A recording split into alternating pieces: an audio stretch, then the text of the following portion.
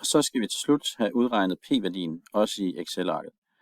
Fordi det er p-værdien, vi skal bruge til at drage konklusionen, så det er jo på en eller anden måde det vigtigste.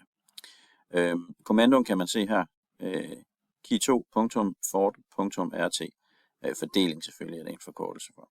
Så vi går tilbage til Excel-arket og skriver her lige med, og så skriver vi bare key2, og så kommer der sådan en række forskellige muligheder, og der er det lettest bare at klikke på den øverste.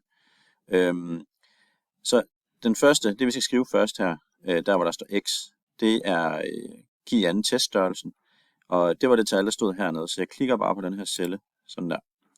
Så skal man skrive et semikolon, og så skal vi skrive, hvor mange frihedsgrader der er.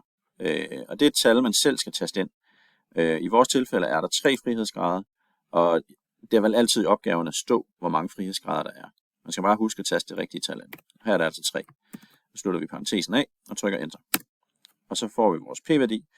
Som man kan se, så er det skrevet som decimaltal, og igen, hvis man foretrækker, så kan man lave det som procenttal.